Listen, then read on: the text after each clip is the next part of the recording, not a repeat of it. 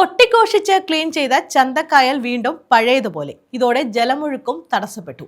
കരുനാഗപ്പള്ളി ടൗണിന് കിഴക്ക് വശം മാർക്കറ്റിനോട് ചേർന്ന വിസ്തൃതമായ ഭാഗമാണ് ചന്തക്കായൽ. കൊട്ടിഘോഷിച്ച് വൃത്തിയാക്കിയ ചന്തക്കായലാണ് വീണ്ടും പഴയ സ്ഥിതിയിലായത്. ഇതോടെ നീരൊഴുക്കും തടസ്സപ്പെട്ടു. കരുനാഗപ്പള്ളി ടൗണിന് കിഴക്ക് ഭാഗത്ത് മാർക്കറ്റിനോട് ചേർന്ന് കിടക്കുന്ന വിസ്തൃതമായ ഭാഗമാണ് ചന്തക്കായൽ. കുളവാഴികളും മറ്റു പായലുകളും നിറഞ്ഞ് ജലമൊഴുക്ക് തടസ്സപ്പെട്ട നിലയിലാണ് നേരത്തെയും ഈ കായൽ കിടന്നത്. തുടർന്ന് 4 വർഷങ്ങൾക്ക് മുമ്പ് ആധുനിക യന്ത്രങ്ങൾ ഉപയോഗിച്ച് നഗരസഭ പായലുകൾ നീക്കം ചെയ്യുകയും കായലിലെ ചെളി നീക്കം ചെയ്യുകയും ചെയ്തു. ഇതിനുവേണ്ടി നഗരസഭ ലക്ഷക്കണക്കിന് രൂപ വിനിയോഗിക്കുകയും ചെയ്തു. എന്നാൽ നിലവിൽ 10 മടങ്ങ് ശക്തിയോടെ പായലുകൾ വീണ്ടും കായലിൽ തിങ്ങി നിറഞ്ഞ നിലയിലാണ്. നീരൊഴുക്ക് പൂർണ്ണമായി തടസ്സപ്പെട്ടു. സമീപ പ്രദേശങ്ങളിലെ വീടുകൾ വെള്ളത്തിലാകുന്ന സ്ഥിതിയിലേക്ക് മാറിയിട്ടുണ്ട്.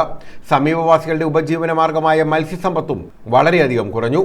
ഒപ്പം കൊതുകിന്റെ വാസകേന്ദ്രമായി ഇവിടം മാറിയിരിക്കുകയാണ്.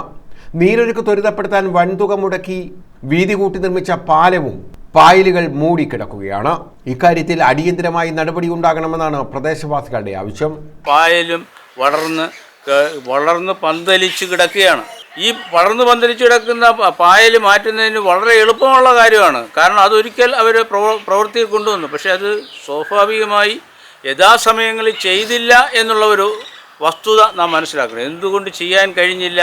പണമില്ലാത്തത് കൊണ്ടാണോ, അതോ ആൾശേഷി ഇല്ലാത്തത് കൊണ്ടാണോ, പ്രദേശവാസികളുടെ ആഗ്രഹമില്ലാത്തത് കൊണ്ടാണോ, ഈ വെള്ളക്കെട്ട് വീടുകളിലേക്ക് അടിഞ്ഞുകൂടിയത് കാണാത്തത് കൊണ്ടാണോ? ഇത് ഏതാണെന്ന് നമുക്കറിയാൻ കഴിയുന്നില്ല. News bureau, Karunagappally.